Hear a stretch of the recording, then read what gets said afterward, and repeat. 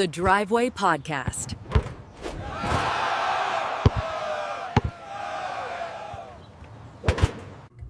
Ladies and gentlemen, welcome back. It is episode 19. We are back one episode away from episode 20. I'm very excited for that. That's going to be next week. But I'm joined here with Danny. I am also Danny. We're going to talk a little bit of World Cup, a little bit of NBA Summer League, and then give you just a small tidbit of NFL news. I know it's still too early. Sorry to edge you guys on this, but we're just going to give you a little bit of NFL news just to cover the day. Danny, what is new and what has been happening for the last week or so in your life, huh? Nothing much. I went to Evanescence. I saw Evanescence live with Spirit Box. That was a good show. It was actually really, really good. I mean, they went all night, and it was like 100 degrees, and they didn't even look like they were bothered. And then Saturday, I went to New Japan Pro Wrestling, came to little old Hoffman Estates. Okay. For night one of the G1 climax, and it was pretty fucking cool.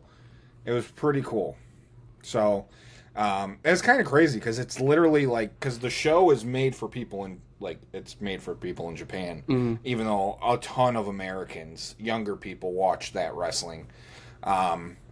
So it was literally like I walked off the street, stepped into an arena, and I was like in Japan because the announcers were speaking Japanese, the ring guys were doing Japanese, the countouts were Japanese. It was fucking cool. It was really cool. That sounds neat, dude. Yeah, I didn't know a thing like that was happening over here. Yeah, you know the problem is though. The problem is that Ticketmaster, and I know I don't want to take up too much time on this because I'll go on a rant, but Ticketmaster had been they've been pushing that this is like a sold out unique event. And then I was like, oh fuck, I'm not going to be able. You go on Ticketmaster's website, they're selling tickets for $75, and they're like, come on, man, there's only a couple available. Buy a ticket. I show up there, empty stadium. Empty stadium. No one's there. Yeah, that's the worst. It's like, and you know what? If this was the old days, I could have gotten a ticket at the box office for fucking like $5. But because these fucking assholes bought everything, they're selling this they probably did buy this shit for $5, and they sold it to my dumbass for $75. I just feel like I'm getting robbed every time. And don't get me started, because next year when the Home Run Derby and the All-Star Game come to Wrigley, what the fuck are those prices going to be, dude? I was thinking about that, because I did hear about that during, obviously right now is the All-Star break happening currently in Philadelphia, right? So it's pretty exciting to see in Chicago next year. I don't think I'll be able to attend, but I'm definitely going to be more invested to watch just because it's more fun when you host something. Oh, maybe sure. Be in the Wrigleyville area. That would be cool.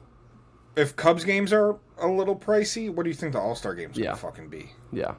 That home run derby. I mean, in 2016, the playoff games were like $2,000. Yeah. You know, it's like, fuck, dude. When are prices ever going to come down? I don't see it happening anytime soon, especially for a venue like Wrigley, where it's just constantly kind of raising in price just for overall. Because people come from all over the world. Yeah, you know, it's always gonna have something to go there. But all right, let's start off with some World Cup talk here. So obviously we're heading into the final. We are heading into the very last game that will be hosted in the United States. For all we know, could be our lifetime. So this is gonna be the last final that we'll be able to watch on U.S. soil. It's going to be in New Jersey, which, for those of you living in the northern part of the United States, you've noticed the heavy fog, heavy smoke in the air today. I'm pretty worried about how that fog's going to look for that game in New Jersey, especially since the game's only 2 days away.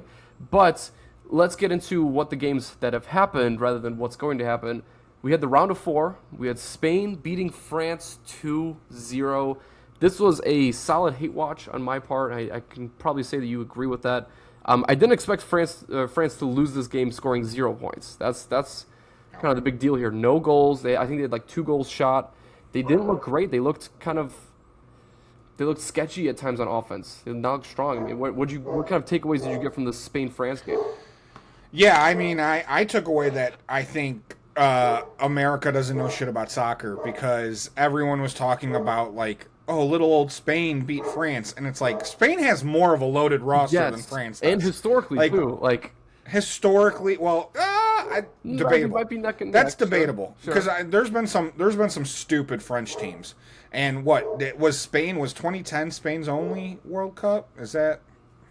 You might have been right. Yeah, I think 2010. Yeah, yeah. So I mean, don't get me wrong. Spain is they're a historic team. So is France. But I just like it was so funny to me. They've won back-to-back Euro Cups as well too. Yeah. So it's like you turn it on and or no, not back-to-back. Italy beat England. That Saka fuck up. Yeah. So, Yeah. but it's like people were talking about Spain like they were Cape Verde, and it was like no, dude, like these are rivals. Mm-hmm. These are rivals, and they're rivals for a reason because they're the two best fucking teams in Europe. Also crazy. And to so think that Lamine Yamal has been. I think he's beaten Mbappe 10 out of 13 times in his career. Yeah, I mean, I wouldn't give this to Lamine Yamal. I'm not saying he played poorly either, but it's like you definitely put it like, especially when he's playing for Spain. I think they've been unbeaten against Mbappe. Yeah, the difference was when Mbappe was 19 in 2018, he led them. He scored all the goals. He led France to a World Cup final. Lamine Yamal has been a huge disappointment in this World Cup. I mean, don't get me wrong, he's coming off of a massive hamstring injury, so that could be playing a part of it. But he has not done nearly what I thought he was going to do. Yeah, I agree with that. I think he's kind of underperformed, but also he has been a team player, and you see kind of the speed at times. But he hasn't been scoring, he hasn't been assisting that much. Like, he hasn't had much going for him. Yeah, and I just think Spain has the type of. If you want to take away from an elite striker, I think Spain has the style of play that's most effective in doing that because they play keep away. Mm-hmm. They've been calling it tiki-taki or whatever it's called, but that's all Spain does. They try to control the possession for 80%. And you know what Spain is? Spain is the equivalent to the UFC fighter who all he does is wrestle. Okay, yeah. Like, they try to control the game in the most boring fucking way. Yet they make it far. Right, but they're very good, and they're very hard to beat because you have to be elite. You have to have a motor on you, and their defense. The reason why their defenses look so good is not because their defense has better players. It's because their defense has to do as little work as possible because their midfielders are just passing back and forth, and that's why they're so loaded at midfield. Like, their midfield is insane. So. Tell me a little bit about what France did to lose this game. Yeah, I mean, I thought France kind of played a boom or bust type of style all World Cup, which was a little surprising to me because a lot of people act like Dembele and Mbappe were their only good players, but they're a loaded team, and similar to how, we'll get to England, but similar to how England fell back on one type of style. It felt like France, in a lot of situations, acted like their only good player was Mbappe. And that's when pressure would be put on them. They would be frantically running around. And it's like, no, dude. Like, that, you still have other players. Stick to your game. Try to tick away. Because a lot of times their setups were so poor.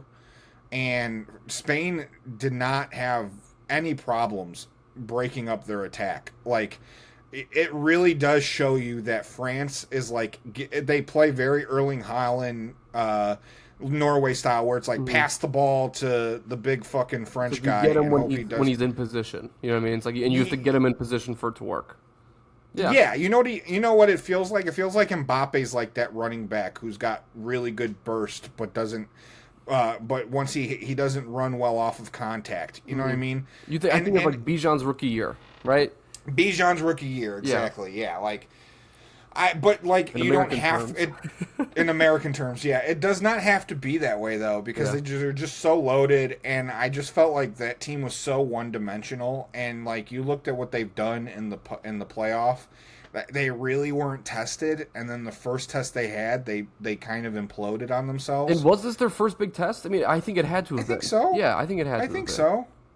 Who'd they beat? They beat. I know they beat Norway. A lot of people said they had the group of death, but to be honest with you, Norway had a fun run. Mm-hmm. I don't think Norway's that good. I don't think they're ready for it. I don't think they're ready for it. Yeah, it's okay to say that. It's kind of like the way the Spurs were. It's sometimes the expectations have been met and they've been exceeded, and at that point you don't know what to do because it does feel heartbreaking. But at the end of the day, they played a pretty good game against England. They should not. They don't feel like they're going back home like miserable. Like I think that was a pretty good game from them. No, people are talking about kind of like England and having their heart ripped out in that game. There's a couple teams I go back on. Number one, I go on to Belgium. Belgium had Spain on the ropes. Yeah, they did. Belgium played a really good game against Spain. And what's crazy to think is I don't think Belgium can do this to France. And they were able to do it against Spain. But that goes to what we were saying. Spain does not have a drop 5 goals on you type of style, which allows sometimes if a team could find a way to score a goal on them, causes a little bit of tension. But and then Switzerland, what happens if they don't get that red card? Is even with the red card, they gave a pretty darn good fight, and we'll get to Argentina. Just the way that they've been playing is very reminiscent of like last year's Bears, where it's just like you just gotta wait for the last quarter, wait for the last 10 minutes, and then you'll see kind of magic happen. Oh, I think this Argentina team is so reminiscent of that final Super Bowl where the Chiefs made it to the Super Bowl and lost to the Eagles, where like they played a Ravens team that was so on paper so much better than them, and they win that by like 13-3. Argentina is that team where every team they've played is better than them. They have Messi, they have the winning culture, but that's like what they've gotten through. And like England just has that cursed energy on them right now, and like we've seen it with like who England is? They're the Buffalo Bills. Yeah, we've seen that everywhere. They're the Buffalo Bills. Let's get into it actually. So Argentina did end up beating England. England led 1-0 until the 83rd minute, which for me, I was rooting England. I will say personally, just because I feel like that was the one team that could lead a little bit of chaos, right? I feel like it's been a juicy World Cup. I think if England upset Argentina, that would have been the chaos that I needed at the top of the cake. I wouldn't even care who won at that point, but Argentina came back. 2 beautiful golden boot assists by Lionel Messi. Argentina wins it 2-1. They gave them even like 12 minutes of extra time. So they gave England a really good chance, but I think a little bit of what you said mixed with what my brother said in the group chat is like, if they wanted to, they would have capitalized. Like if England really needed to win this game, you could score 1 goal in, they had 20 minutes? Like, if you really tried it with those 3 guys, but they just couldn't stop Argentina. Argentina's offense got every cross through, and there was no defensive line. It was just, please goalie, please Pickford, be strong. And Pickford was a menace in that last 10 minutes or so. Unfortunately, he had to let through 2 goals because 10 of them were shot at him, so it's actually a pretty good record from his part. The game could have ended 4-1. It really could have in the last 5 minutes. Argentina just kept hitting at Pickford. This was a tough watch just because I already was sitting there being like, oh my god, I can't believe England's winning this. And then soccer and / football reminds you again why it's such a powerful sport and why it's not coming home. It is not coming home. Yeah, I think what I like about soccer, we've been talking about style of plays of teams, and sometimes I really do love when a coach's decision's the most important thing about a game.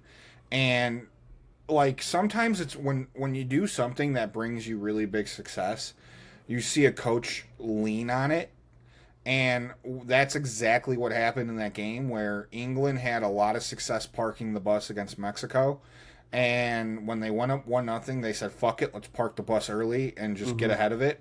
And the problem is, when you park the bus against Mexico, Mexico historically and famously have had problems scoring goals. They did a lot better this World Cup, but that's been a ailment of that team for a long time. They're a very good defensive team. They can't really figure out how to find the net. Argentina is a team that's full of skill players. They have guys who can put the ball in the net and do it efficiently and from anywhere on the in your zone. And when you give them 50 minutes to just park in front of you and just try to break your defense open, they will. And that's what you saw. I mean, That's Messi's game. Messi's game is, a lot of people think it's goal scoring. Don't get me wrong, Messi is. But Messi's game is his ability to break your defense. That's what makes him great. Yeah, He's such a tactician, yeah. and the way he finds holes, and then you have to overcompensate by putting everyone on him, and then he feeds his other players around him. I mean, there's no beat. Like, you take Messi off this team, Argentina's not even out of the group. Mm-hmm. So Argentina, I think people expected at least Argentina, like with France as well, being the two best teams. I'm not too surprised with Argentina making it. Tell me a little bit, Danny, in your own kind of way, because you're a fan of sport. You've had your teams lose. How heartbreaking is this for England? I mean, this has to be pretty darn bad.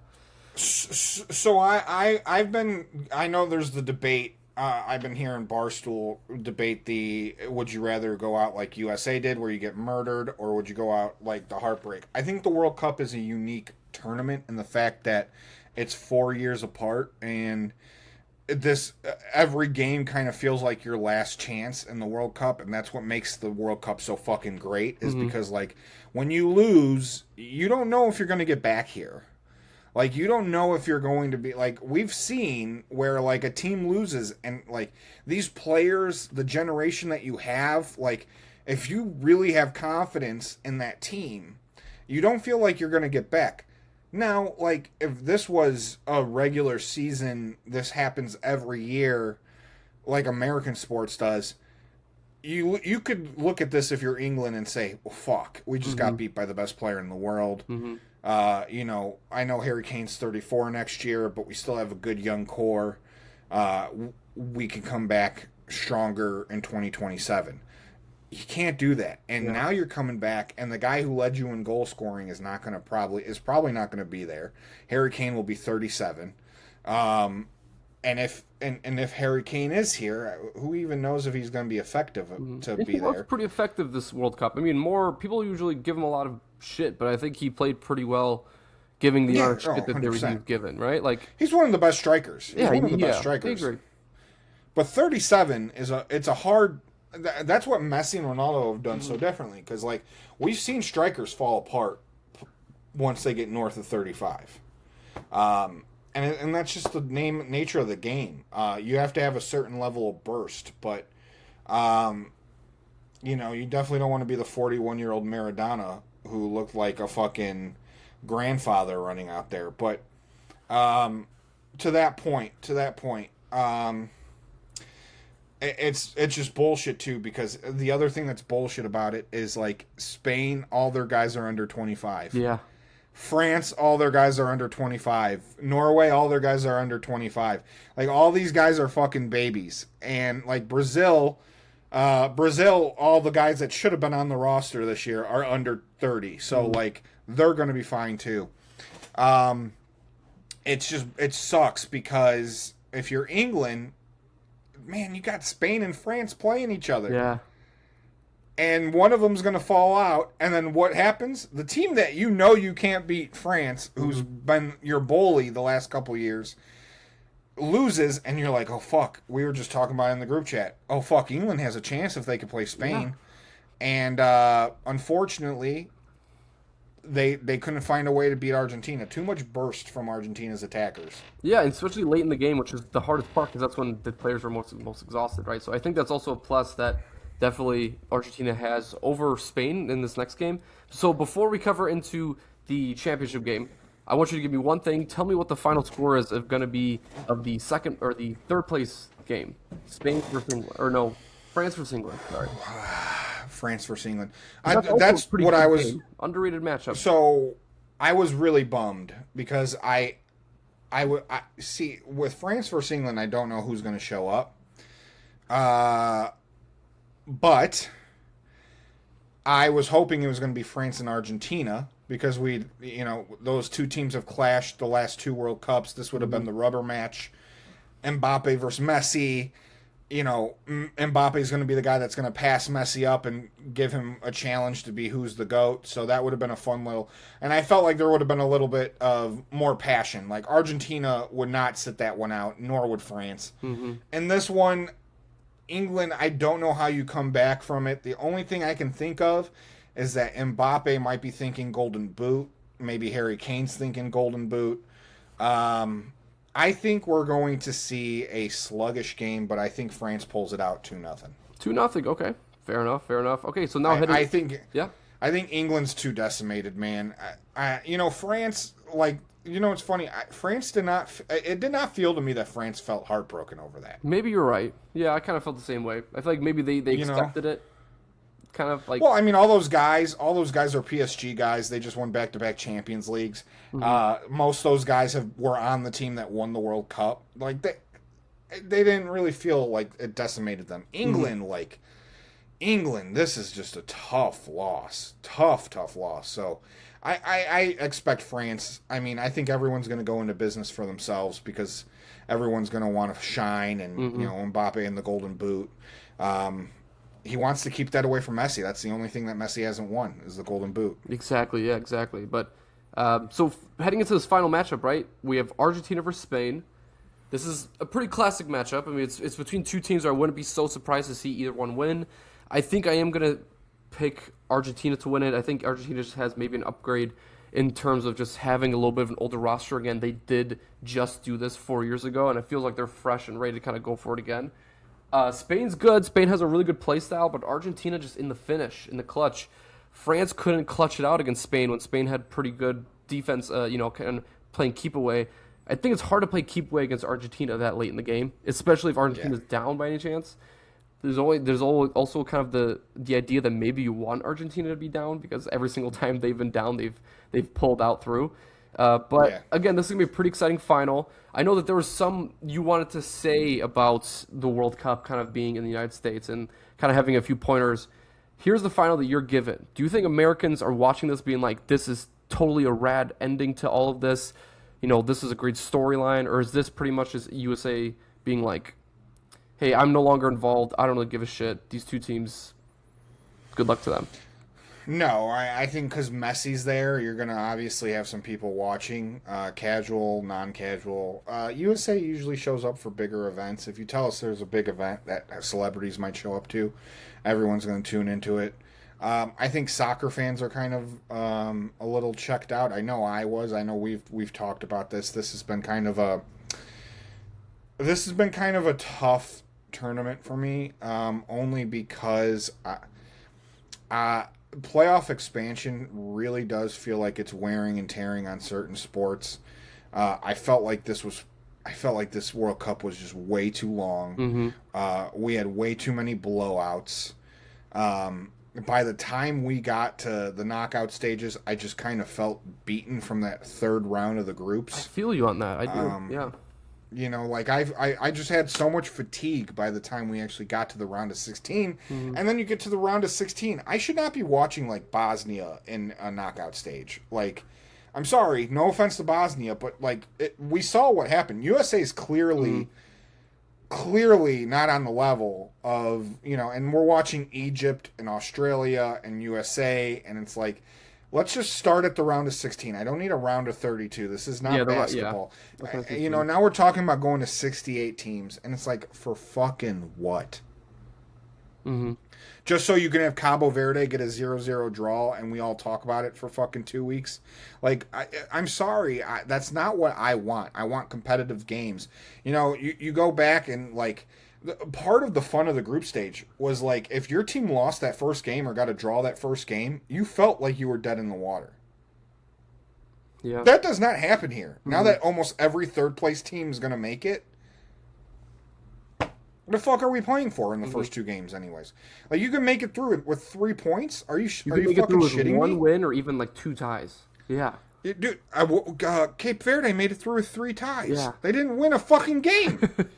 They did not win a fucking game. It's really crazy to think about, especially with how they didn't beat anyone. Yeah, they were the sweetheart of the entire thing too. That's so. Oh, crazy. And just because they lost 3-2 to Argentina, people were like, "Dude, like the Cape Verde's a legit." No, they didn't beat anyone.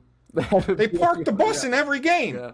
I mean, they parked the bus in every game. I completely agree with you there. To finish off and round off a little bit of the World Cup talk, just give me the finish prediction for this score here and what kind of we should expect? Is it a happy ending or is this going to be a tragic ending? Is this going to be one of those, it ends just because of the penalty or it ends because we get a golden goal in extra time? Yeah. What's your expectation here? I want Spain to win it. Argentina wins 2-1. Messi scores 2 goals and wins the golden boot because that's just what it feels like. That motherfucker's just taking over soccer. That's just how storylines look. That's just how storylines go. I respect that though. So I would agree with you on that. I think it's going to be like a 1-1 at halftime and then Messi kind of scores something at the 83rd minute, just like in the last game. Yeah, Spain's young. I mean, like, I know they got some veterans on there, but like this is Lamine Yamal's team, and I know he hasn't been playing the way, but like they're still kind of a younger team. I know they're loaded, but like Argentina, like they kind of did this in that last game in the last World Cup in Qatar. What they did against France, they should not have beaten that French team. Mm-hmm. That French team was so much better than them, and if you remember, they blew a 2-goal lead against France. Like they should not have won that fucking game. I feel like what Argentina's going to do is they're going to jump all over Spain right away and make Spain play a style they're not comfortable playing. And I just think Argentina's going to send it home. They're going to want to get Messi still wants that golden boot, so I think that's going to happen. I think you're right. I do think you're right. Okay, should we go ahead and switch gears? Are we time to switch gears to some? Let's head back into some United States, some American associations here. Let's go into the NBA. It's crazy to sit here and talk about World Cup, the biggest stage of sports. Next, we're going to talk about the NBA Salt Lake City Summer League, which is probably the smallest tournament in most sports. I mean, you could probably Salt Lake City. You mean Vegas? Or it's in Vegas? Yes, in Vegas. Yeah. You're talking. You forgot the preseason of the Summer League is in Salt Lake City. Yes, there was some action happening there. I think some All-Stars were showing up and things like that. But it's been pretty exciting. Obviously, Danny here has been watching most of the stars playing in their first few games. We didn't get a lot of more games out of the top 3 picks than a little bit less than we wanted to. Our guy Caleb has been popping it off. It's exceeded expectations way beyond belief. Who we thought he could be, and now his ceiling has just risen extremely high. He only scored 7 3-pointers in his college career. The first game he pops in there, he goes 7 of 10 from the field, 7 3-pointers, and he puts up 35 points, which is a new debut record in the Summer League. Just wanted to mention that out. We're going to go through the top 5 picks. I don't want to go through the top 10 because I feel like once you go past the 5 picks, there's players that aren't necessarily starting caliber players, but the top 5 picks are all what you would think as starting players within their first season or first 2 seasons. So let's go through the list, starting with the first pick. I want you to give me your grade after kind of assessing them and watching them, what you think they are, and it might be extremely early for this, but I want you to label superstar, star, role player, just in your own mind, and it can even be like trademark player or like future all-star. We're going to go through in that direction, starting with AJ Debinsa, number 1 pick. Give me your grade and what your fresh, again, this is as raw as it can be. We can be wrong, as raw as you want. Who is he going to be? Yeah. I don't think he's the best player in the draft, but I think he is going to be a superstar. I think he plays with a lot of tenacity, which is something that I really like. He gets after it, man. He's a passionate ball player. He's really skilled. I've had a lot of fun watching him. I think he'll be great. I don't know how he's going to be sharing a lot of calories with the guys on his team. I mean, I think it's going to be very hard to be a young rookie and average over 20 points a game when you're next to Trae Young, who takes up so much fucking scoring. So I look at him probably around 17, 18 points a game this year. No lower than 14 though. But I think he's eventually going to develop into a star player for Washington. I think he's a very good player. Okay, yeah, I'm kind of sitting there with the A-. I mean, it's tough to give him an A+. A-, yeah. Perfect, right? He also did only play 2 games. I think he played like a game and a half technically, which, again, first overall pick, you shouldn't give a shit about playing the Summer League. But when we get to Caleb, you get kind of an idea of where sometimes the mental toughness is just as important to show as your physical, prowess. But going into number 2, the second overall pick, Darren Peterson of the Utah Jazz. Tell me what you kind of saw from him. Yeah, I'm gonna stand on this. I think in about 5 years he could be one of the top 3 to 5 players in the league. I think he's an elite player. I think not only is he a great player, A+ worth of his performance, but I think he immediately makes the Jazz a play-in contender this year, maybe even a playoff contender this year. I think he's a very special player. I think Utah's got maybe one of the best players. Like I said, in 3 to 5 years, he might be one of the best players in the league. That's You really know, okay. That's pretty tight between AJ and Darren because they obviously did play each other and they both had a pretty good matchup. I heard Darren Peterson had 9 fouls, which reminds me again why they don't count fouls in the summer league, and players usually do the 1 free throw rule. That part's pretty annoying, but understandable from it being from complete rookies. But between Darren and AJ, did you see any differences? Being like one is definitely above the other. a score, yeah, from skill set scoring wise, I think AJ's quite farther from an offensive standpoint. I think AJ's still a little rawer compared to Darren. I think AJ relies a lot on his high motor, high effort to get some more opportunities. Oh fuck. Do we just stall? I think am I I good? still have you here. I still have you here. Okay. I think from an opportunity standpoint, I think from an offensive standpoint, AJ is a little less raw. He's a little more raw than Darren. So I think that's going to be an issue that he's got to work around. However, and that's why I'm leaning a little more Darren Peterson. However, I think AJ is going to do better in off-ball situations. I think he's going to be better on defense right away. I think he's going to find ways to contribute to his team aside from scoring the ball. Because, like I said, Trae Young being there, Anthony Davis being there, he's not going to get the amount of looks that Darren's going to have in Utah. So Yeah, and I totally agree with you. Like, even if you don't think he's the best overall player, the team he went to is definitely the best fit for him. So it's still understandable who the best is or what the future holds for both these guys. But I would agree, AJ had the right decision in going to the Warriors or going to the Wizards. Like I think that was a good fit for him. Darren as well going to Utah. I think that's a great fit for him as well. well, and I think having guys like Jaren Jackson there Yeah. is going to help Darren because we'll get to another guy on this list, but I think without the help, Darren might get exposed in the fact of that he has the ability to be. Every NBA player has the ability to be a solid defender, but Darren does.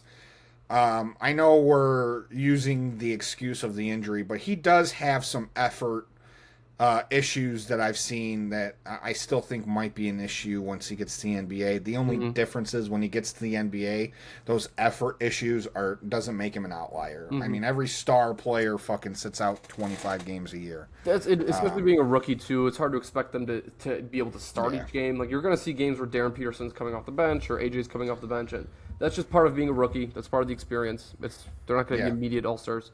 But okay, heading into the third pick now. Cameron Bruiser, I think, I'm not going to say he turned heads. I'm not going to say he surprised people, but he definitely came out with a different type of aggressiveness. I watched the 2 games that he played, and he definitely looked like a player that would have gotten picked before Caleb. I think that's the player that Memphis wanted all along. He played really well offensively. On the defensive end, he was sort of similar to Darren Peterson. He just caused a lot of fouls. He was very bad with shuffling his feet. But how did you expect Cameron coming out? I mean, I think he played pretty well for the expectation. Yeah, I mean he showed up. I'd give him an A+. He played his ass off in the summer league. I think he's going to have a better statistical season than AJ. Not better than Darren, but he'll have it better than AJ only because he's kind of on an island by himself in Memphis. There's really no one there. There's really nobody there. So, and all those looks are going to go to him.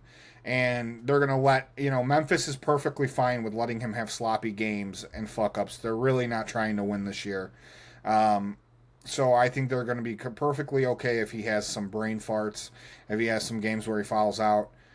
It's going to be a work in progress, but that kid's he's going to average about 18 points a game. He's going to ball out, and I think he's a good player. And I think Memphis is a really good place for him to play because I think at his level he needs to play every day, and he needs to build up that kind of killer mentality And he needs to lose. Mm-hmm. He needs to lose. He needs to get a chip on his shoulder. A lot of people say it's not good for players to. I think that's bullshit. I think we've gotten away from what is good about a number one pick going to the worst team is the fact that it's good for a young player to lose, so they build up that chip on their shoulder and they build up that desire to win. And I think that's going to be really good for Boozer because this kid's won since he's been 4 years old. Yeah, he's been a champion everywhere he's been. So getting his ass kicked is going to do a lot for him. I think it's going to do a lot for his growth. And I think Memphis is the place to be. It's a tough city. It's a grimy, tough, blue collar city, and I think it's gonna do well for him. So I'm excited. I think he's A+. I think out of the first three guys, I think Boozer kind of has. I like what you said about statistical season. I think he has the best opportunity to come like straight out the gates and like have a really productive rookie season because there isn't much going on in Memphis. There isn't much going on in terms of players to cut into his minutes. You could talk about Zach Edey, but Zach Edey also was out half the season last year. They play similar positions, but one's going to play forward, one's going to play a dominant center. I don't see much going in the way of Boozer, even from like a guard level. Like Cameron Boozer could have days where he's taking the ball up. They don't have much going on in Memphis for him to compete with. So I do like his opportunity for this rookie season. I think he did end up on the right team. Same with the first two guys. Okay, number four. This is our guy. And the only reason I'm just absolutely shocked, and I am shocked because he came out the game swinging, and he has such a mentality that he just wants to go and kick you in the face. He wants to kick you in the nuts, and he wants to dunk on you and score a three. The guy's the energy that fits the mold the Bulls were exactly looking for.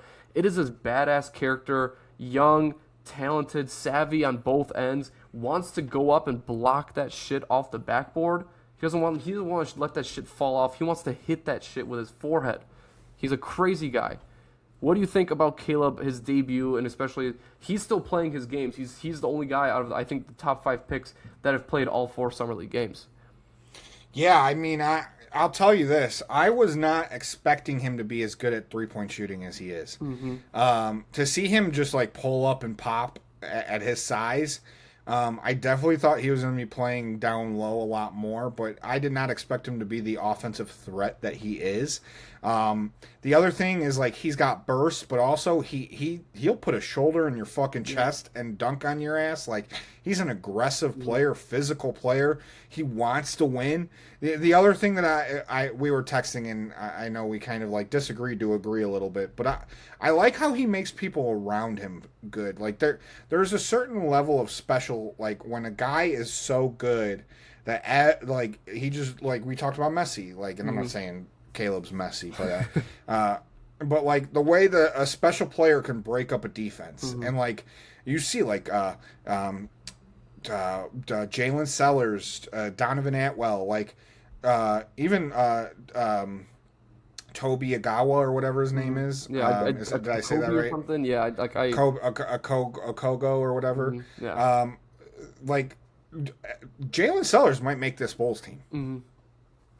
And Donovan Atwell, who was maybe the third best player on his college team, is now like looking like a like he's going to be on a G League. He was going to be in Israel or some shit like that, playing overseas. He might get a G League offer. So like they've looked really well around him. But yeah, Caleb looks special, man. And I think the only thing that might be plaguing him versus Boozer is, like Boozer, we knew the shot was there. The big difference is the Grizzlies don't really have any sell high guys on their team right now. I think maybe the second best player, the guy who might get trade value, is Jeremy Grant. But Jeremy Grant, like, I feel like the Trailblazers traded him because they don't think he's never going to get back to the player he was a couple years ago. He might not be the second, third option anymore. Yeah. Mm-hmm. And then you got D'Angelo Russell starting point guard there. So, like, Russell, like, he might be worth a $5 gift card to McDonald's at this point in his career. So, I don't, the difference is coming to the Bulls. There might be a situation where the Bulls might record-wise might be a little too good to where we want it to be. And I think there's a lot of guys on our team right now that we can look at and say, hey, are we going to sell high on these guys? And you and I have been going back and forth, and we've been talking about those names, right? We've been saying, you know, Josh Giddey's obviously the first guy on there. I think that's the most debated name if he's going to be a part of the future. 23 years old, but a lot of people think he's worth trading. And then you get into the Trey Jones of the world, and you get into the Okoros of the world. There's guys who are really pulling a lot of value and a lot of eyes on them. So there might come a point where we want to emphasize these trade targets and say, hey, let's stat pad them a little bit. Yeah. But I also could see from very early on, that Caleb Williams is the number one option. And I think that's going to be Caleb Williams. Caleb Wilson. Yeah, dude, I'm actually stoked that you did that. I'm stoked that you did that. I know. Yeah. Dude, Chicago should just draft guys named Caleb. Yeah, let's keep going forward with Caleb. Definitely. Yeah. I think he will be our number one option probably midway through the season. And that makes me tentative because, here's what might happen. He might be our number one option. But we also have players who are okay with him being the number one option. Definitely. Josh Giddey is a guy who naturally does not want to shoot the three ball. Mm-hmm. He wants to be creative on offense. He wants to do cool shit. He wants to give other people a chance to eat. Modest Buzelis, we talked about this. He's developing his three ball shot, but he is not a guy who wants to take those shots. And I think both those guys are happy letting Caleb take over the shooting. Yeah. But I think where I'm saying him being the number one option, we might get to a place where we're in, after Christmas, we're looking at the Bulls and we're saying, fuck, we're too good. Mm-hmm. And do we blow it all up and then move forward with only Caleb, or do we say, fuck, maybe we add someone? Mm-hmm. Maybe we start pulling and trying to find someone to add to the team. Maybe this isn't as long of a rebuild as we thought. We got our guy already. Because that's always an interesting thing. Because it becomes a gamble, right? Because you have Caleb Wilson, who is an A-plus player summer league-wise. He's at an A-plus summer league. Now do you say, hey, do we just go with him being our one guy? Or do unlock we him? Yeah, just let him. Unlock him? Or do we blow it up and try to give another guy next to Caleb? It's always a tough decision with that. But I think the craziest part about this Bulls team right now is that they are very competitive. And aside from being competitive, you make moves like Claxton and you make moves like Powell, and all of a sudden it's like you have a starting lineup that can make an 8th seed. You do. This is a starting lineup that could beat Charlotte in a play-in game. They can not the Miami Heat anymore, but I mean they'll beat the Bucks. They might have a chance against the Wizards. This is a pretty good lineup that we have here. I'm pretty stoked about it. And whether we win more games or lose more games, it's at least competitive basketball. That's all I ask for. Yeah. That's the most important. Are the Hawks a flash in a pan? There's a lot of question marks. Like the Magic got worse. I think the Pistons got worse. Yeah, I think the Pacers. Exactly. Who knows how Tyrese Halliburton's going to look in his first year back? Mm-hmm. You never know. I think really the only teams we can gamble on and say that team's going to be really fucking good is maybe Philly and the Knicks. Philly. Exactly. Aside from them, Boston's probably not going to be that much worse. I know it'll be interesting to see what they are without Jaylen Brown, but.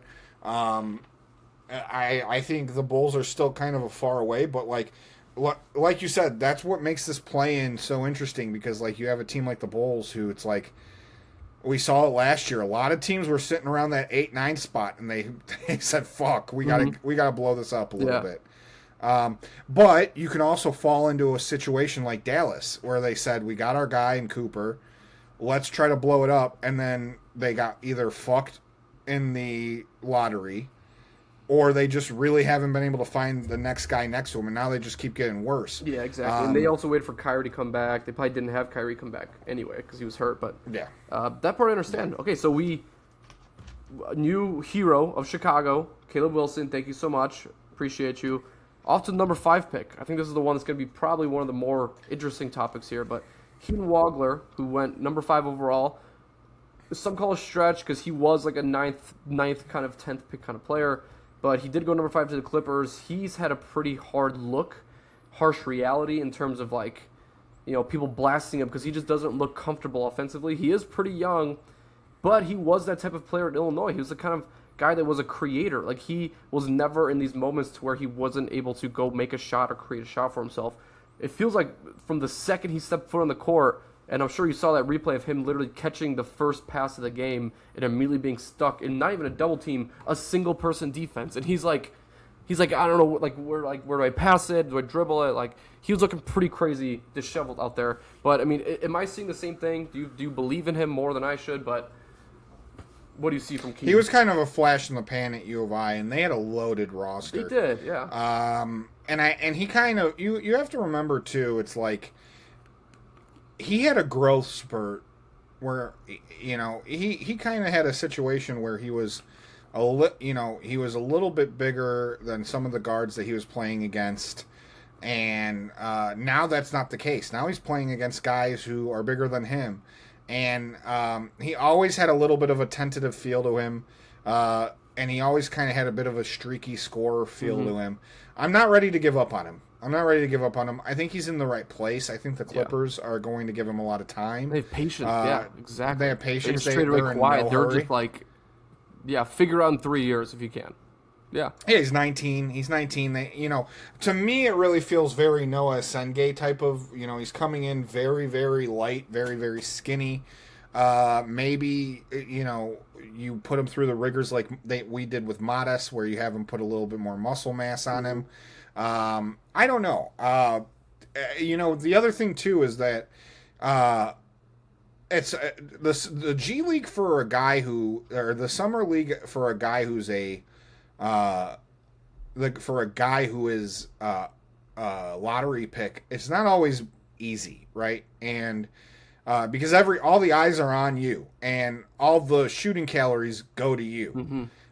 It's just different because the first four guys were savages. Exactly. Yeah. You know what I mean? They've been looked at since they were 8 years old. They all played 1 year, and they had a dominant year. Didn't have to do much in the finals or in the March Madness, and then they did.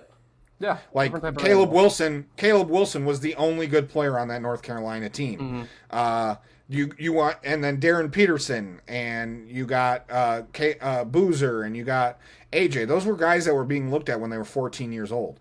So Keaton Wagler, no one really knew who he was, and then he blew up last year. Mm-hmm. I mean, he was not he wasn't in any AP polls or anything like that. He kind of just was this guy who was like, okay, let's see what this young kid's got, and he blew the fuck up and made his way to a top 5 pick, which is crazy. That is the craziest part. His media team definitely did him well, because he was. I was still surprised to see him at number 5. I think the Clippers did make the good pick with him, because again, you want a young talent, but again, he's going to be fine. He's 19. He's going to take a little bit of time. A good comparison to the Noah Sengay pick. Again, you don't know what his talents are yet. That's why you draft him. That's why you draft him. You don't know what his full potential is yet. Here's the thing, and I don't want to shit on other guys, but like Darius Acuff, he's scoring 25 points a game in the Summer League. Yeah. And look, we know what he is. At best, he's a Donovan Mitchell. Mm-hmm. At best, he's Donovan Mitchell. At worst, he's a Lou Will or something like that. But he's a one-dimensional guy. He's a scorer. And you got a chance with a guy like Keaton Wagler, where you're like, oh, this guy's got solid size. Mm-hmm. He's got some ability to score the ball. He showed some balls when he played for U of I against Houston, and they went on a little bit of a mini run there. There's some things to look at with Wagler that you're like, we could turn him into a really good player. Yeah. I made the comp that he looked like Jalen Johnson when he was, coming through the ranks there a little bit. But, that's what's tough is if you're Sacramento, you're okay drafting a guy that's one-dimensional. That's good because you're saying fuck it, we need scoring and we need scoring right away. So give us that young guy. And give us Malik Thomas, who's a steal in the second round. We're good. We're fine. I fucked that up because Malik's on the Cavaliers. But like, Yeah, fuck it, whatever. but I'm just gonna keep going through that. But like, it's really hard to make an assessment of a guy who's gone. I mean, and at 19 years old, fuck it, you could put him in the G League. Mm-hmm. No, you're right. You know, you can let him play. You can let him play. This is also summer league, so it's like this is a step under G League, but G League doesn't really change the idea that like it's still for development. It's still to see how well they can do in a playoff atmosphere or like in a caliber where it's like late game minutes against players who have played in the NBA. That's all very, very important. And even I said it with Dalen Swain. I do expect Dalen Swain to have maybe a few games playing for the Windy City Bulls. I don't expect them to have a full-time roster spot the entire year. It's not that he played bad. I think it's just because he didn't look ready. He didn't look ready. We played him at point guard. That was the other thing. The first 2 games, we did have him at a point guard position. I think that we're still trying to figure out who he is, but players like that always do end up finding a spot because they're not one-dimensional. They play multiple positions. Like, we'll see exactly who he ends up being. Yeah, that one really felt like an organizational type of pick because our new ownership, as well as Tiago Splitter, they like long guys who can play defense, who can get back and they can explode and they can block you and they can also make physical plays underneath the rim. That's Dalen Swain. He might just get on there and they might just say, go figure it out. You know what I mean? They might just say, hey, go fucking play, figure it out. Mm-hmm. And, like, at the very least, you could have just drafted your replacement for when you traded Coro. Yeah. Because I think halfway through the season, I think you could get the same shit from Dalen Swain that you get out of Okoro. Because Okoro is, at best, 10 points a game? Yeah. I mean, that guy's bad. Yeah. Genuinely. Scores, yeah. So, I mean, with Dalen Swain, you just look at him and you're like, oh, this guy's a big-ass guard. Mm-hmm. He could come in handy when we play against some, Halliburtons or stuff like that. Yeah, my first thought was like a Andrew Nemhart, like a guy who can come in and like if he could score 2 threes, that means your team's doing something incredible because he's playing well on the other end, he's playing well on offense, like he's doing his job, right? Like that's I think all we expect from Dalen Swain is to just do your job in the tight moments and you'll get your minutes. But okay, NBA talk. We're gonna give you a little bit of football. We're going to give you a little bit of football to close out the show here. And by a little bit of football, the latest NFL rankings for each position came out. We're going to cover QBs because what other position is more important in football, right? So starting off with the top 10 QBs. We are bringing this up because yours truly, Danny, thought that there was a pretty interesting scenario going on here. Potentially some question marks at number 1 or even at number 10 or even at number 6. So let's go through it. Number 10. Caleb Williams ranked Chicago Bears quarterback at number 10. Jared Goff, number 9. Drake May, number 8. Justin Herbert of the Chargers at number 7. Dak Prescott at number 6. Lamar Jackson at 5. Joe Burrow at 4. Stafford at 3. Mahomes at 2. And Allen at 1. This is after Stafford just got off of an MVP season last year. Played very, very well. Let's begin, Danny. What tickles your toes here? What's happening? Yeah, I have a problem with this because ESPN does this annually, and they usually do it year over year. So it's based off of the player's ability and how they played the following season. I don't know how you come out of last season and you don't say Matthew Stafford's the best quarterback in the NFL. Right? Yeah. I don't. And that's very confusing to me. The fact that you don't have the guy who won the Super Bowl on there, you could say he threw 14 interceptions. Okay, I get it. But look, let's just get down to brass tacks here. Let's stop calling Josh Allen the best quarterback in the NFL. Let's start calling Josh Allen potentially the best football player in the NFL. Because quite honestly, Josh Allen as a football player and an athlete and a guy who can be a dual threat brings a lot to the Buffalo Bills. Josh Allen, the quarterback, is the reason why the Buffalo Bills haven't won a Super Bowl. Mm-hmm. Because Josh Allen is not, and I'll say this for the people in the back, Josh Allen, as a quarterback, throwing the fucking ball, is not top 5. Josh Allen might not be a top 10 quarterback throwing the ball. He's flawed. He has fumbling issues. He throws a lot of interceptions. The only reason why he's been able to bring that down is because he's a giant and he can run. Mm-hmm. And he brings that to the Bills. That's something that you have to account for. But it's so easy to read that who are the two teams that beat the fuck out of the Bills last season? The Texans and the Broncos. Mm-hmm. What do they do well? Stop the run. Mm-hmm. Crazy good on D. Stop the run.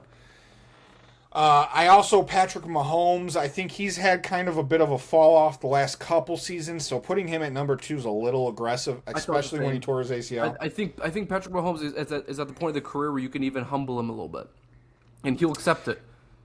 He's not past his prime, but it's like, again, he didn't play that great, ended up tearing his ACL. It's like putting him at number 2 is still pretty gnarly, you know? Yeah, and you know what? I think even he would tell you, because the season before, 2024 season, he didn't play very well. Yeah.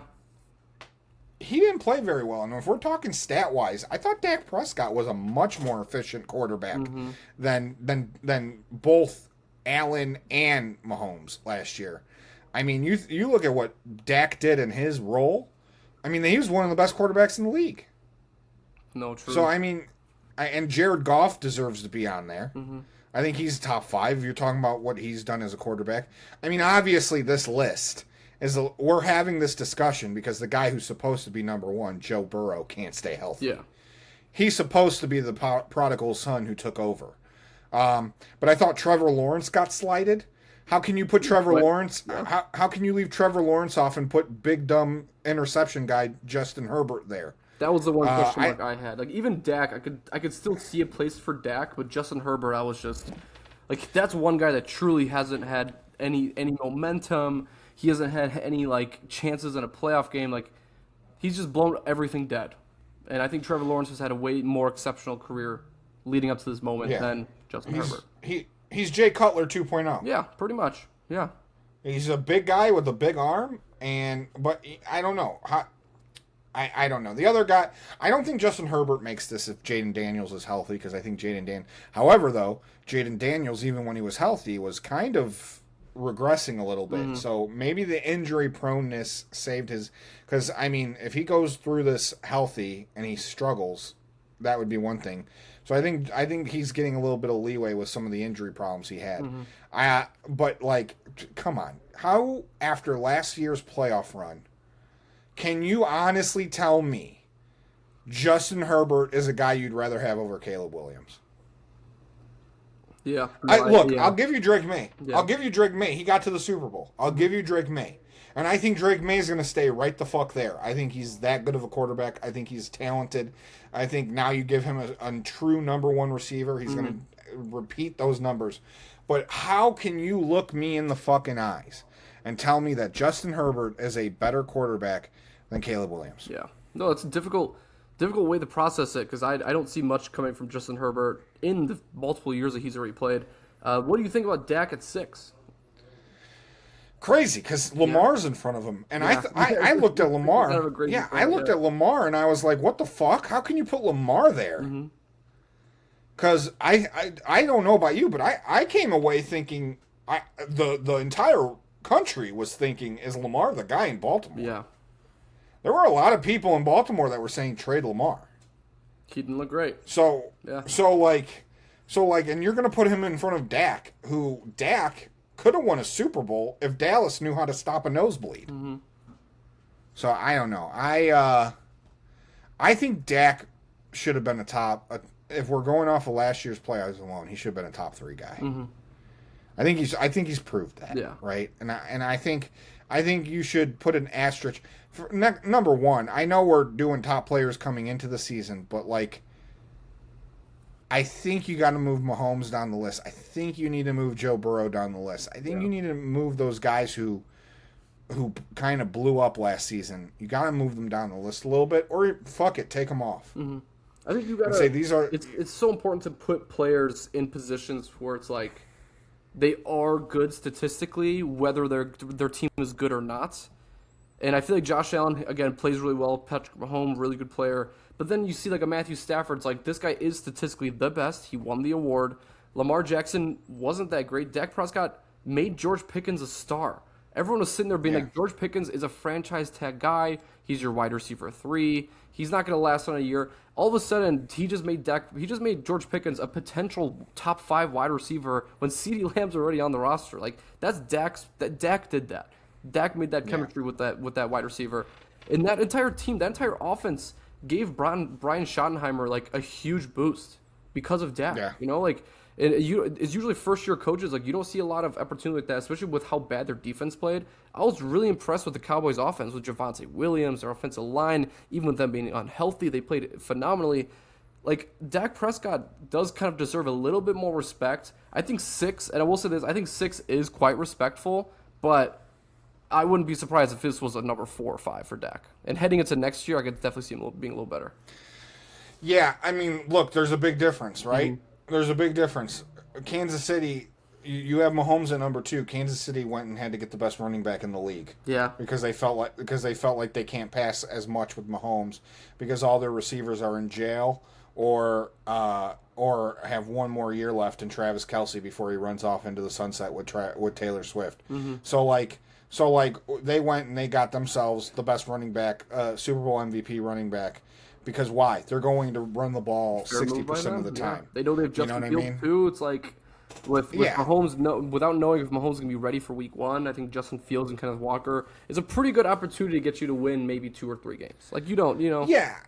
And I could listen to you, right? I can listen to you with the Josh Allen being number 1, even though I disagree. I don't think he's the number 1 quarterback. Mm-hmm. But I can listen to you because at the end of the year, Josh Allen is going to have insane rushing numbers. Yeah. He's going to have insane passing numbers. He's going to have insane numbers. But Buffalo's not going to win the Super Bowl. Mm-hmm. And you're going to have to explain to me next year. We're going to have the same fucking conversation next year of like, hey, Buffalo's not winning a Super Bowl because Josh Allen's a better football player than he is quarterback. Yeah. And that's just a discussion we're going to have every fucking year, Dijo, until we finally are done with Josh Allen. And I love watching him play. But, I mean, I just don't think he's the number 1 quarterback. I think he's the number 1 football player. But I think if you're going into next year, you're telling me what's going to happen. Man, I think Caleb Williams is going to be that. He could be an MVP. Yeah. People are saying that. I think Dak Prescott. Yeah. I think he's going to be the best quarterback. I think the Cowboys are going to win that division. Mm-hmm. Ooh, that's a hot take, actually. So I don't have a hot take. I'm not going to lie to you. They had a ton of draft picks on defense. The defense is pretty. But they added to the defense in the draft. They did. They got better on defense. They did. Look, I think Detroit's going to be there. I don't think Jared Goff is going anywhere. I've been saying for years. I've been calling the Ghana witch doctor for this motherfucker to fall apart. Jared Goff is here to stay. I've been saying he's going to fall off. Kind of like Father Time. And he just hasn't fallen off yet. And so maybe it's time for me to look in the mirror and say he's a good quarterback. Yeah, he's like the perfect system quarterback where like if you need him to play 3 more years, he'll probably consistently get you 4,000 yards for the next 3 years. And that's a playoff team. That's like, again, you make the playoffs with those kind of numbers and that kind of offense. So I definitely see and that I think part. the thing that scares me about Detroit, like Minnesota could literally be last place, fall apart. They're not going to fire Kevin McConnell. Mm-hmm. They'll blame everyone in the building other than Kevin McConnell. Shit, they'll trade Justin Jefferson before they fire Kevin McConnell. Mm-hmm.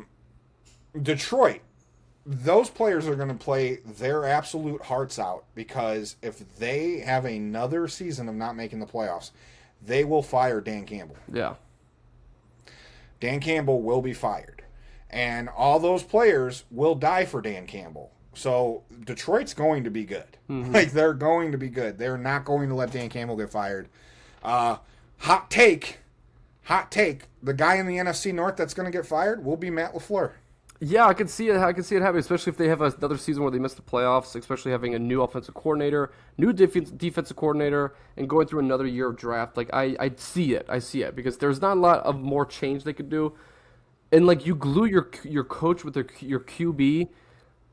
I could see them having another few runs with Jordan Love, but I don't think they're going to let LaFleur have that last potential before Love is out of the building. I think they give Love a new coach. Jordan Love is the most frustrating guy because Jordan Love is the guy that if he doesn't disappear in November every year, he's on this list. Yeah, you're right. Like, he is the typical guy that gets off to a fun start. Everyone's talking about how great he is, and then around Halloween, spooky shit starts happening. He can't figure it out. And then after Thanksgiving, we get into December when it's Ford Truck Week. He starts going. He plays. He's the best quarterback in the NFL. But then he gets to the playoffs, and we see the November Jordan Love come about. So if he could just figure out to be consistent, he's a top 10 quarterback. Yeah. I mean, when it's going good for Jordan Love, he is right there with Dak Prescott. When it's going bad, the difference is when it's going bad for Jordan Love, he is not a top 20 quarterback in the league. When he's not moving well and he's not hitting his passes and he's just like not in his game, he is outside of the top 20. Yeah. You know what I mean? That part I agree with. I do. That part makes total sense to me. In relation to football, should we go ahead and finish things off with this closing discussion? It isn't related to football. Let's do it. All right, closing discussion here. I asked Danny at the beginning of the show just to give him a little bit of opportunity to think more about it because I knew that he would have a lot of good things to say. So here's the question. Would you rather have the number one quarterback, the number one defense, or the number one head coach as someone in the NFL? Just as for your team, don't think about it if it's like the worst team or the best team in the league or Super Bowl champs. Just if you're going to sit here and start and know that your team is going to survive in the long run, who are you choosing? Yeah, I'm gonna choose coach. Okay, and why? What is your actually rank them for me? What's the worst, the last thing you'd choose here? It's star quarterback, star coach, and star what? And then defense, yeah. And then defense. Fair. Yeah, defense is last. Defense is last. Quarterback second, and then I would say coach is the most important. Only because we're coming off of a year where Seattle won because they have what? The best coach. Yeah. San Francisco is considered a Super Bowl contender every year. Why? Because they got the best coach, and they got a dog shit quarterback in Brock Purdy. You look at all the teams that had number one quarterbacks and won.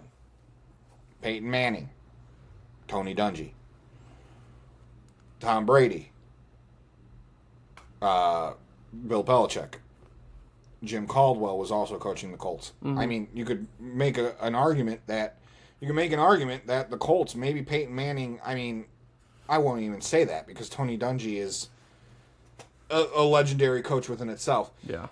Now, go through the list of quarterbacks that won a Super Bowl without having a good head coach. I'll wait. Yeah. Patrick Mahomes has Andy Reid, one of the greatest coaches to ever do it. I mean, so you can even give Nick Sirianni some flowers, right? Like Nick Sirianni is a like-minded coach, no? I would say that's more of a team thing. Okay. I mean, Nick Sirianni is not a bad coach. I think he's a good coach, but I think that's an organizational thing where I think that they built a really good roster. Yeah. Okay. McVay and Stafford, right? Stafford didn't win until he was with McVay. So I think in order to win, you have to have the coach in place. Because look, I mean, Sam Darnold won a Super Bowl. He's not the only guy to get to a Super Bowl that's absolute dog shit, right? Like, look what Lovey did with Rex Grossman. Like a really good coach knows how to build a winning mentality in his players and get the absolute best out of his players. Joe Burrow hasn't sniffed a Super Bowl since he went on that magical run. Why? Because they don't have a good coach and they're falling apart in other areas of that team. It's what a good coach brings to that team. A good coach also will hire really good other good coaches to coach up the different areas. It's not just the one coach. Quarterbacks can't do that. They can't have that vision. They can only really look at what they're doing at all times. And so I've always said it, the number one thing when you rebuild, and we were talking about this with the Bulls, when you're rebuilding, the first thing you need to do is you have to have a captain of the ship that you trust. In 2015, the Cubs went and got Joe Madden. We got rid of David Ross because we thought Craig Counsell was that guy to take us into that postseason future, right? Like the Bears.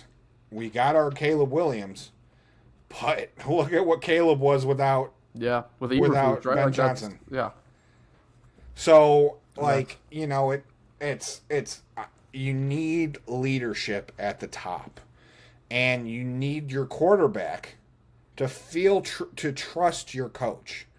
And no matter what you have at coach, if you have someone who knows what the fuck they're doing and they ooze competency, your quarterback's going to succeed. Now, if you have a guy who's a dipshit in there, well, then you're not going to win anything. Yeah. It's a very, very good classic point, I think. I think I would agree with you. I would probably pick coach. QB, it does work out once in a while when you have a star QB, but not in terms of winning championship pedigree. You need a championship coach. And I kind of think a lot with Sean Payton as well, where it's like Sean Payton had Bo Nix. Bo Nix is a good player, not a top 10 quarterback. And he tried to go out there and convince people that they were going to try to win a game with Jarrett Stidham. Like, that's what your coach does. Your coach is there being like, we're going to start Stidham, and like we have the same game plan. We're not changing anything. That's confidence, and that's what you kind of need from a coach once in a while. So I think I would perfectly agree with you there. I think you had a spot on. Yeah, and I think if you have a great coach, you don't need a great quarterback. I think Eli Manning, a big part of what made him great was Tom Coughlin. Yeah. And you bring up Sean Payton. What does Drew Brees' career look like if he doesn't have Sean Payton? Yeah, the guy played like 15 years and technically had one great career postseason. Yeah. Because look, Phillip Rivers is as good as any of these quarterbacks that we've named, and he never had a good coach. Yeah. Yeah, Phillip Rivers. He never had a good coach. Norv Turner was never as good of a coach as the guys that we just named, and he never got over that hurdle. He never got over. Look at Baker Mayfield. Baker Mayfield's playing some of the best football that we've seen. Do you trust who's running the ship there? Yeah, not necessarily. No. Yeah. No. So I really do think it comes down to a good. I mean, and like the only reason why we know Jordan Love's name is because Matt LaFleur is a great coach. Yeah, offensive minded, right? Like he's definitely a crazy good offensive minded coach. He has his moments, but I mean, he's the reason why what's Buddy's name on the Dolphins got paid. Oh, Malik Willis. Malik Willis is rich because of Matt LaFleur. This is a guy that people were saying couldn't hit the side of a barn with a football. And now he goes and has 2 really good games under Matt LaFleur. Now and he gets a 4-year deal. Yeah. A massive, unreal contract with Miami. You know, and it's great. It comes down to who's running the show, right? A competent program. A quarterback is going to succeed if they go to a competent organization. And we usually see that within the drafts. Like if you're a QB and you get drafted to a team with a new head coach and not an old system, that's usually where the excitement begins, right? Because Cam Ward, everyone's just like, shit, like this Cam Ward experiment. And now in year 2 of Cam Ward, boom, you got Robert Saleh and you got Brian Daboll as your OC. It's like, there you go. Yeah. How many times have we seen a number 1 pick come into the league and go to the Raiders or go to the Jets? Yeah. And you know, we're talking about Geno Smith, we're talking about Mark Sanchez, we're talking about like all these guys that had like unreal potential fall apart because they went to the wrong place. So that's my two cents. Well, we always appreciate your 2 cents, Danny, because you are such a huge part of the show, obviously. I mean, Thank you. We love listening to you speak. We love asking you questions, and please ask more questions in the comments below or send it to our email. Our email is in the bottom of the video once you do go ahead and view it. But we appreciate you guys for stopping by to the driveway today. It's been an absolute pleasure. And we're going to step back, but we're going to talk to you guys about the World Cup final next week. Yeah. The NBA Summer League is kind of finishing off today, so there might not be a lot of NBA talk. But NFL talk is definitely starting to ramp up a little bit. So we're gonna bring in some new topics next week. We're going to try to bring in some new things. Right? Hey, and if you guys disagreed with what I just said, tell me. Yeah. I'd love to hear. If you guys have examples where a quarterback won without a coach, email it to us and we'll talk about it on the next episode. We'll pull it up on the show and we'll shout you out for that. Because if you can find an argument against Danny, we will shout you out. Simple as that. Easy. Yeah. I'll admit I'm wrong. Yeah. I'll admit I'm wrong. Easy as that. I don't think I am. I don't think I am. All right, guys. You guys are going to love the thumbnail for this one, too. But appreciate you guys. Awesome. Wait, what's the thumbnail? The thumbnail is the photo of Lamine Yamal getting baptized by Messi. Oh, I love that. It's a good one. I love that. It's a good one. That's It's the baptism game, baby. Let's do it. Hopefully, Lamine Yamal baptizes Messi and sends his ass. Yeah, I want to see that AI update. Where it's like, now it's him bathing Messi as a baby. Yeah. That's crazy, dude. All right, guys. All right, hey. Peace. Peace.